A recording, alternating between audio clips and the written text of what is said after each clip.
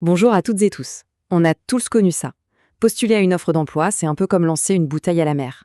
On envoie son CV et on croise les doigts. Eh bien aujourd'hui, on va soulever le capot et décortiquer un processus de recrutement très précis, celui d'orientation. On va suivre ensemble, pas à pas, le voyage d'un candidat, depuis le moment où il clique sur Envoyer jusqu'à son intégration dans l'équipe. C'est la grande question, n'est-ce pas? On a passé des heures sur son CV, on a écrit la lettre de motivation parfaite, on clique. Et puis, silence. Que se passe-t-il dans les coulisses? C'est justement ce parcours, de l'autre côté du miroir, qu'on explore aujourd'hui. Alors, comment ça s'organise? Le parcours est découpé en 6 grandes étapes. On voit bien qu'absolument rien n'est laissé au hasard, du tout premier contact jusqu'à l'arrivée dans l'équipe. Chaque phase est un filtre, bien sûr, mais c'est aussi une chance pour les deux côtés de voir si ça peut matcher. Allez, on plonge dans la première étape. Tout commence donc ici. Et premier fait intéressant, chaque candidature, sans aucune exception, atterrit sur le bureau d'une seule et même personne, Valérie. Ça permet d'avoir une première lecture vraiment cohérente et centralisée. C'est elle qui a la toute première clé du parcours. Et là, c'est le premier carrefour, un moment décisif. Soit le profil semble pertinent et la porte s'entr'ouvre pour la suite, soit ça ne correspond pas et le voyage s'arrête là. Mais, et c'est important, avec une réponse claire. On sent tout de suite cette volonté de ne pas laisser les candidats dans le vide, ce qui est une vraie marque de respect.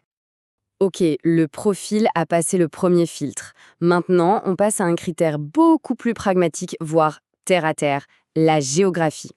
La question est simple.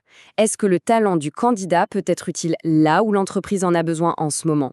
C'est un alignement très concret entre la compétence et l'opportunité sur le terrain. Et à partir de ce critère géographique, le chemin se sépare en 3. Soit le candidat est pile au bon endroit au bon moment, soit son profil est super intéressant mais pas pour tout de suite dans sa zone, soit il est carrément hors secteur.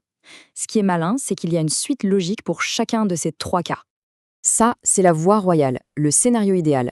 Le bon profil, au bon endroit, au bon moment. Du coup, tout s'accélère, on fait une petite vérification auprès de France Travail et hop, un premier entretien est calé dans la foulée. Efficace. Deuxième possibilité, le profil est top, mais il n'y a pas de poste ouvert là, maintenant, dans sa région. Plutôt qu'un nom définitif, on propose de garder la candidature au chaud. C'est une vision à long terme. On ne laisse pas s'échapper un talent, on mise sur l'avenir. Et enfin, pour ceux qui sont complètement en dehors de la zone de recherche, eh bien la porte n'est pas claquée pour autant, on leur propose un contact avec le siège national. L'idée, c'est de penser réseau. C'est une approche collaborative qui montre une vision d'ensemble, et ça, c'est plutôt rare. Bon, une fois que tous les filtres un peu administratifs et géographiques sont passés, on entre enfin dans le vif du sujet, l'humain. Le candidat n'est plus juste un CV sur un écran, il va devoir commencer à échanger avec l'équipe. C'est là qu'on évalue vraiment le savoir-être. Et là, le candidat reçoit une sorte de double mission. La première, assez classique, c'est de remplir un formulaire en ligne un peu plus détaillé. Mais la deuxième, elle est beaucoup plus intéressante. On lui donne les contacts de consultants déjà en poste et c'est à lui de prendre l'initiative de les appeler. On ne teste plus seulement les compétences, mais aussi la proactivité. Et regardez ce petit détail qui pour moi en dit très long. Les consultants sont prévenus par un simple message sur WhatsApp. Ça peut sembler anodin, mais ça révèle une culture d'entreprise très directe, très agile. On est loin des chaînes de mails formelles qui prennent 3 jours. C'est réactif, c'est simple, c'est moderne. On arrive maintenant à la 4e grande étape, disons le cœur du réacteur. C'est le moment de l'évaluation plus formelle des compétences. Le candidat va devoir passer une série de tests qui vont permettre de dessiner un portrait assez complet de son profil professionnel. Le candidat passe donc 3 tests bien spécifiques, un sur son profil professionnel général, un sur sa fibre entrepreneuriale et un dernier sur son profil commercial. Le message est clair, non?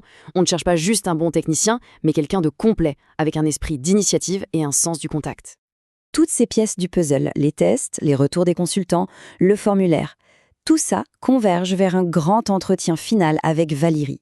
Le but, ce n'est pas de refaire les tests, mais de connecter tous les points, de vérifier que tout est cohérent et que la personne est vraiment en phase avec l'esprit d'entreprise. On y est presque, c'est le moment de vérité. Mais ce qu'il faut vraiment retenir ici, c'est que la décision doit être mutuelle. Tout le processus a été construit pour que l'entreprise choisisse le candidat, bien sûr, mais aussi pour que le candidat choisisse l'entreprise en ayant toutes les cartes en main. Au final, c'est donc assez simple. Soit les deux parties se disent « oui, on y va » et l'aventure continue, soit l'un des deux sent que ça ne colle pas et les chemins se séparent. Mais au moins ça se fait après un processus transparent où chacun a pu se faire une idée très précise de l'autre. Et si c'est oui, pas de panique côté paperasse. On demande juste un CV à jour et une copie du dernier diplôme. On sent bien la volonté d'aller à l'essentiel, de ne pas noyer tout le monde sous des tonnes de documents inutiles. L'efficacité avant tout. Et nous voilà arrivés à la toute dernière étape, la transformation. Le oui a été dit des deux côtés. Le candidat n'est plus un candidat. Il est sur le point de devenir un nouveau membre de l'équipe. Voyons comment cette transition est gérée. Cette phase finale est réglée comme du papier à musique. D'abord, le dossier part au siège. Ensuite, la formation est tout de suite planifiée. Le futur collaborateur est ajouté au groupe WhatsApp des nouveaux arrivants. Encore une fois, c'est très direct. Et enfin, il reçoit tous les documents officiels. C'est une mécanique bien huilée pour une arrivée tout en douceur. Ce dossier, c'est un peu le kit de démarrage du parfait nouveau collaborateur. Il y a le contrat bien sûr, mais aussi un livret d'accueil pour trouver ses marques et une charte qualité. Ça montre que même à la fin, on insiste sur les valeurs et les engagements communs.